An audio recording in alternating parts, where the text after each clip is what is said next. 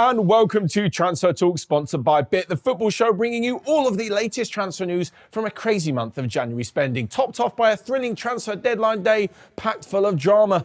To kick things off, we'll start with a deal that saw Anthony Gordon leave boyhood club Everton and join Newcastle in a £45 million deal. The thing is, he didn't just leave, he refused to train to force a transfer through, which may leave those at Everton with a little bit of a bitter taste in their mouths. Of course, from the player's point of view, swapping a relegation candidate for a top four candidate makes complete sense. The winger was actually presented during the club's Carabao Cup semi-final, and he's already got a final to look forward to, although from the sidelines, as he is cup-tied. Next up, and Manchester United finally made a big move in the window on deadline day, no less, with Marcel Sabitzer heading to Old Trafford. But why has Ten Hag decided to leave it so late, and why do they need a new midfielder? Well, it comes with the news that Christian Eriksen could be ruled out for the rest of the season with an injury suffered in the FA Cup victory over Reading. If you look at what he brings to the team with his passing range, controlling possession and dictating the tempo, you'll know that he's performed this season, and you'll know why he needs to be replaced, given the fact that with those characteristics, Fred and McTominay aren't exactly up to the task of replacing the Dane in the long run. So in comes Sabitzer, a player who was highly sought after due to his former club RB Leipzig, but has fallen off somewhat at Bayern Munich, not really helped by sparse appearances in the first team. Third on the list is Jorginho, following in the footsteps of David Luiz, Petr Cech, Willian and others in swapping Chelsea for Arsenal. It's a deal worth £12 million. The question of squad size is something that Arteta will have been worried about as he prepares for a title charge, so bringing in a quality experienced backup is certainly a move in the right direction. On a technical level, Jorginho has the calm, level-headed approach to ball retention that could serve Arsenal so well going forward. His ball control, dictating of the play, is something that Arsenal don't necessarily have in the deep-lying areas, and when Arteta's side want to keep up the relentless pressure, recycle the ball and keep it moving in key moments of the game, Jorginho could definitely step up and fill that role. Onwards from this, and Leeds United pulled off a huge deal in signing Juventus midfielder Weston McKennie on a loan until the end of the season, with an option to buy him in the summer. The US international joins the club alongside fellow national teammates Tyler Adams and Brendan Aronson, and brings with him more than enough to not only successfully fight off relegation for Jesse Marsch's side, but to propel them to better things as well, should he move permanently. It's the sort of move that fits Marsch's playing ideals perfectly, which in a way is the club showing more faith in Marsch by bringing in players suited to him, despite rumours that the American was facing the sack a few weeks ago. I guess the only question of McKennie now is, can he hit the ground running in a new league, as time is of the essence for the club. And finally, we have Philipp Max, who has made the move back to the Bundesliga in joining Eintracht Frankfurt. The left-back had left Augsburg in 2020 and moved to PSV, where his creative talents from deep continue to shine. So much so that he has earned a move back to his home country, joining up with former PSV teammate Mario Götze, who made the same move last summer. The deal actually represents the fixing of an issue that Frankfurt have faced since selling Filip Kostic to Juventus, as Pellegrini's loan deal didn't exactly bring much to the table, and Ansgar Knauf is more of a right-back who has been filling in on the left. So Max makes the moves that solves problems, allows Knauf to go to the right-back spot, and brings some balance to the side in both the attack and defence. Of course, these weren't the only deals that happened recently, so let's move on to my top deals of the transfer window. With the deals of the week done, how about the biggest deals of the transfer window now, starting with Spurs' move for Pedro Porro. It was a long drawn-out transfer and Spurs fans were made to wait, but it's finally over the line. The right-back comes in on an initial loan with an obligation to buy in the summer for €45 million altogether. It came on a day where Spurs actually had a slight issue with one of the players Porro was replacing, as Matt Doherty had to be released in order for his loan move to Atletico Madrid to be completed due to some loan rules. He moves there on a free transfer. But with him gone and Jed Spence on loan at Rennes now, it leaves Porro competing with Emerson Royale for the right-back starting spot. It's an immediate upgrade for Spurs, a quality player bringing attributes like crossing that they desperately needed. So all in all, it's a massive move for the club.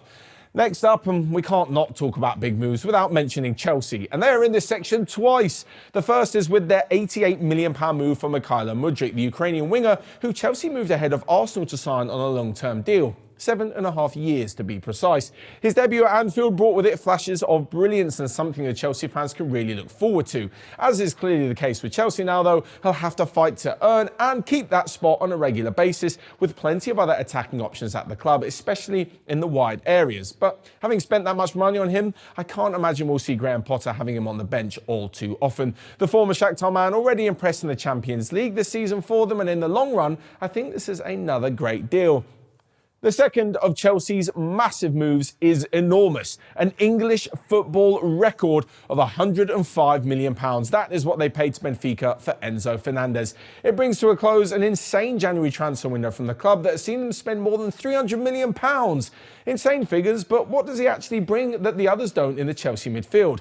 Well, compared against every single player Chelsea have had in centre mid this season, he's got at least one different superior attribute, really painting the picture that he's the perfect all-rounder. Whether it's more dribbles per 90 than Mateo Kovacic, more interceptions than Denis Zakaria, more passes, key passes and assists than Jorginho, or just staying fitter than the likes of N'Golo Kante and Ruben Loftus-Cheek, there's lots to look forward to for Chelsea fans. I guess the final massive plus point next to his name is that Lionel Messi trusts him, and he helped the Argentinian win a World Cup, giving him the GOAT seal of approval. What more could Chelsea want in a new signing? Although I guess for that price you'd expect all of this and maybe even a little bit more.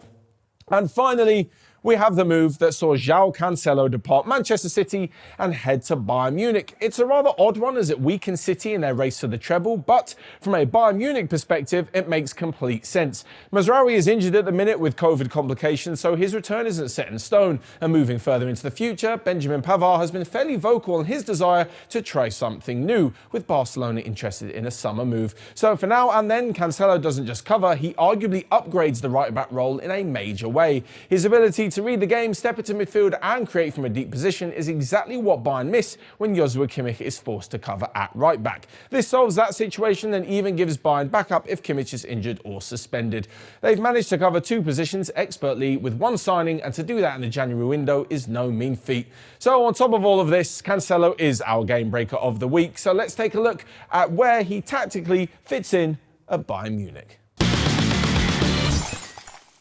So João Cancelo is our game breaker of the week after that move from Manchester City to Bayern Munich. And here is where I think he could fit in two positions in both attack and defence for the club. First off, I've got him in the right back spot. This is actually, believe it or not, where João Cancelo normally plays. It's just the last few years at Manchester City, we've seen him fill in a left back spot. Moving forward, he isn't really the type of player to overlap when the likes of Leroy Sané cut inside. These two know each other fairly well from that season at Manchester City they spent together. But what João Cancelo does do is move into a midfield role quite nicely. This allows for Bayern Munich to build up in a slightly different way, especially when the front five here, you've got Sané, Müller, Musiala, Coman and Choupo-Moting, all move about fairly frequently.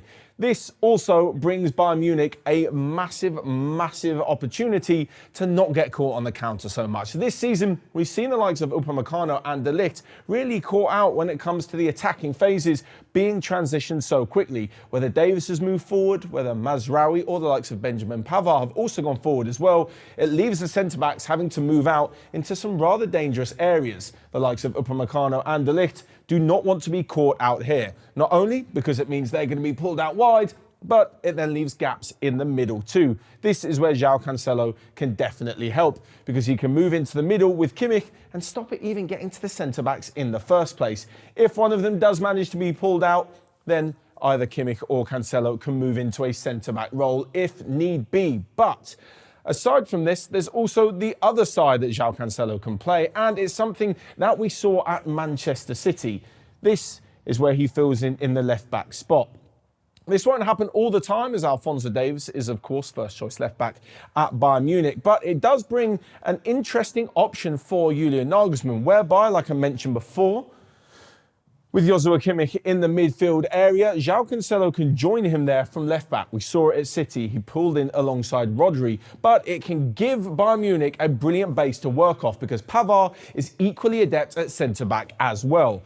De Ligt, Upamecano and Pavard as a centre-back three with the two in front of them means that Bayern Munich don't have to compromise. They don't have to take away one of their five attacking players, and they've got a solid base. Like I mentioned before, getting dragged out on the counter-attack is a real worry. But if the likes of Pavard, for example, do get pulled out into this area, they've still got two players behind them. The likes of Upamecano can come across, knowing that De Ligt is still there as well. And of course, as we mentioned, Kimmich and Cancelo are both in the central midfield position to stop it even getting to that in the first place. This allows for a big defensive block, and it means that the whole team can push up and really suffocate the opposition like we've seen so often in the past with Bayern Munich.